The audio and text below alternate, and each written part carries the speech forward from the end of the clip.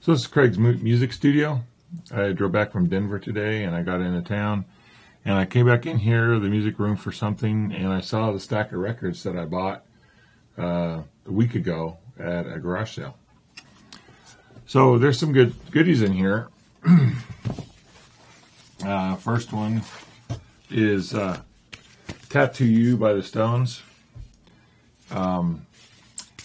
These I get a lot of these for the records themselves, but this one here, I actually got this one specifically for the artwork because this is an awesome cover of, I guess this is probably Mick here on the front and on the back, that guy. Yeah. Okay, so yeah, Tattoo You. Second one I got was Talking Heads. This one here, there's. Well, let's just come back to this one. All right. Third one I got is ZZ Top Fandango, and now this one has one song on it that reminds me a lot of Los Alamos, actually. So this is a live album from ZZ Top. This is on side 2. It's the second to last song, so I'll go ahead and take this off. Hopefully this is going to work here tonight. I think it's going to work.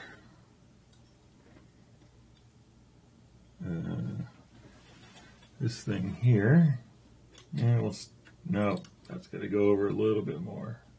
Yeah, back there.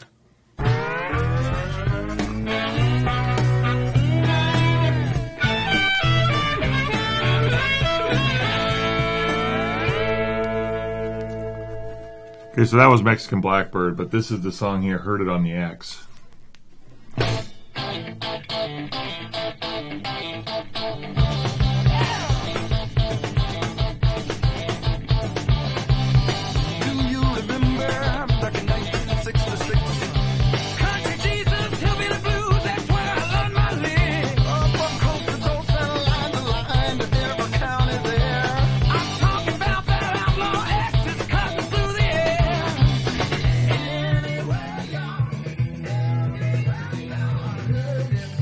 Turn this down a little bit. I can figure out which knob works. Okay, so when I was growing up in Los Alamos, Los Alamos is in northern New Mexico, and it's probably 300. Well, let me see. It was about 400 miles from Juarez, and the X, apparently was X Rock 80, which is a very powerful radio station.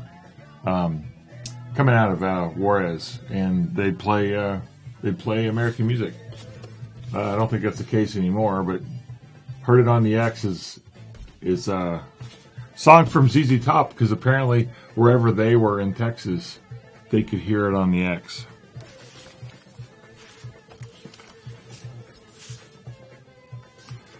So, I got a lot of interesting stories tonight. So that's the first one. Now I used to listen to the X on Panasonic AM radio that I bought at Metzger's. I've talked about that in the past. I'll go ahead and show you a picture of that now. The one I'm showing you is it's not the original one. That one probably got thrown away at some point in Los Alamos. I actually looked on eBay for about a year to find the one that you're looking at now. Okay, so the last one, Jimi Hendrix Experience. This one's Are You Experience? This one is one of the classic albums of all time right here. But I hate to admit it, I continue to do this as well. I forgot to check to see if the album was actually in here. So I go to pull this out. I'm like, wow, this must be a good album. It's super thick. Wow, it's not super thick. It's 2 albums. Okay, and neither one of them is Jimi Hendrix. So, what did we get here? Solid Gold Soul. This one's got like Wilson Pickett, Joe Tex, Otis Redding, and Benny King. This album is going to be pretty good as it is. Okay. Now the other one I got. Now this was in a Jimi Hendrix sleeve. Summer Days and Nights by the Beach Boys. So I looked through here and I was like, you know what? My brother listened to the Beach Boys a lot. But if I look back at these songs, I don't really remember any stories specifically about anything other than this one. This is track 6 off of side 1. Let's see if I can get this queued up. May have to turn this turntable so I can work it from my seating position. If I'm going to do a lot of these, which I am. All right. Here we go.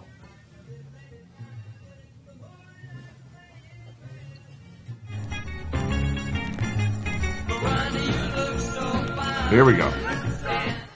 Let me see. Oops. There. Okay.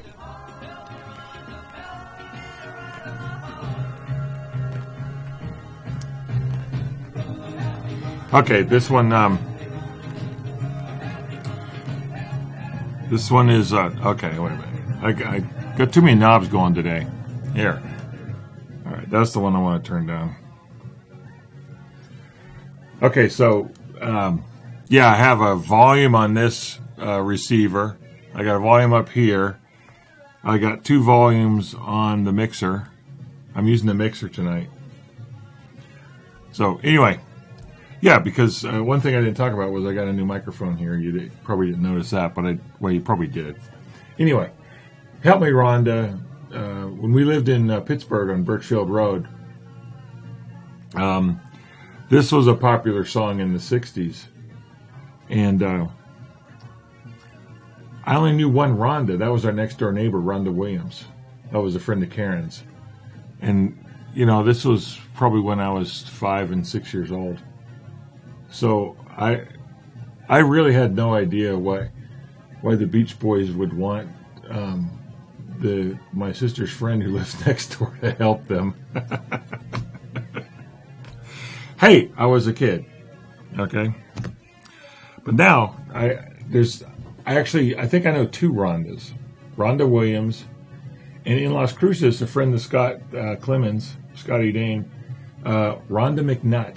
Rhonda McNutt used to come over to our parties when I lived with Scotty in the dorms at Alumni. Scotty actually lived there in Las Cruces for a little while, and he got to know Rhonda McNutt when he was in high school in Las Cruces. So, for the first time in probably 30 years, I thought of Rhonda McNutt when I picked up this album. All right, so that's Help Me, Rhonda. We'll go ahead and put these gems back. Yeah. All right. Now, for the last one. It's interesting that most of these stories are about Las Cruces.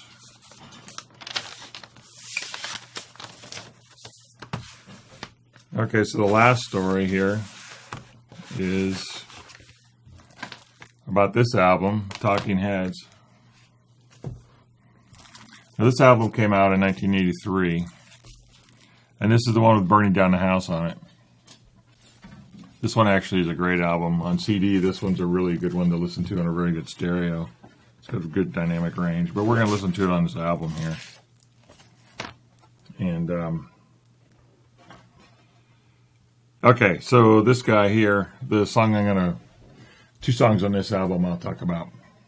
The first one, I lived, when I first came back from co-oping at IBM in 1984, Bob and I couldn't find a house to live in, so I ended up living in got an apartment over on Loman, and I live with a guy named Ron. And, well, I don't know.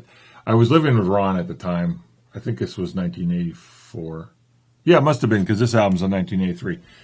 84, 85. And while I was living with Ron, right up the street, when I'd drive to school, I would drive up Loman, which would be east, and hop on I-25 and then drive down to university. And for several months, they were putting in a restaurant there at the corner near the on-ramp to the I-25 at Loman. And it was a McDonald's was going in at the time. That was the second McDonald's in Las Cruces. And so I decided I was going to be the first customer there at the second McDonald's. So I found out the opening day, and I got up, and I actually kind of got dressed up. You know, wasn't wearing jeans or shorts that day. I put on slacks and a nice shirt. And so I got up to I think they opened at 6:30. So I got there about 6:20. And wouldn't you know it, one of the employees got driven there by her mother, and her mom's out waiting in the car for the McDonald's to open so she can go in and get served by her daughter or something. So, damn it, I got up early. I'm going to be the first one in there. So I kind of muscled this old lady. I muscled this old lady out of the way to get into the McDonald's first so I could order my Egg McMuffin and be the first customer there. I was figuring they would comp my breakfast, but no, they didn't. Anyway, that's a long story. On the way to that McDonald's, I had this. This was probably a cassette in my car, and I was cranking on the Talking Heads while I drove up to that McDonald's. All right, here we go.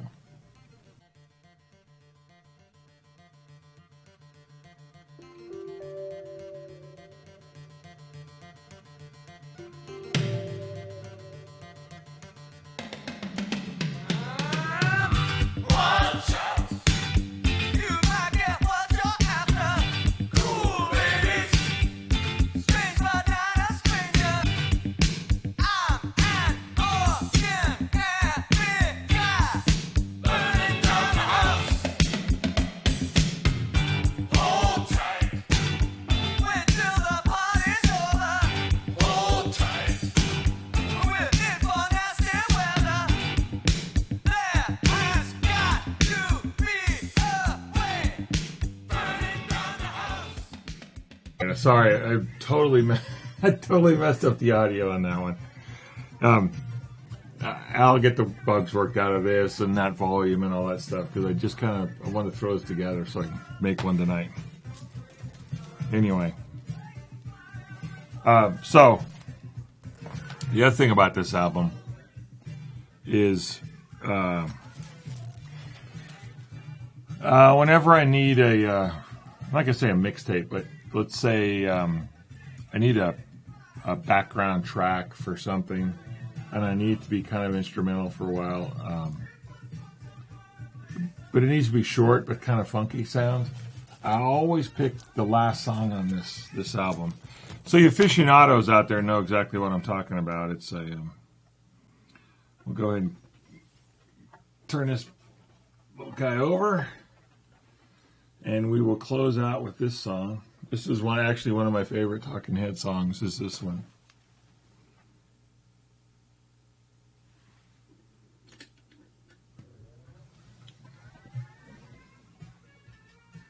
All right, that one's going to fade out. All right, so this is it. So I'm gonna leave you with this last Talking Head song, and it's been a lot of fun. I hope you enjoy it.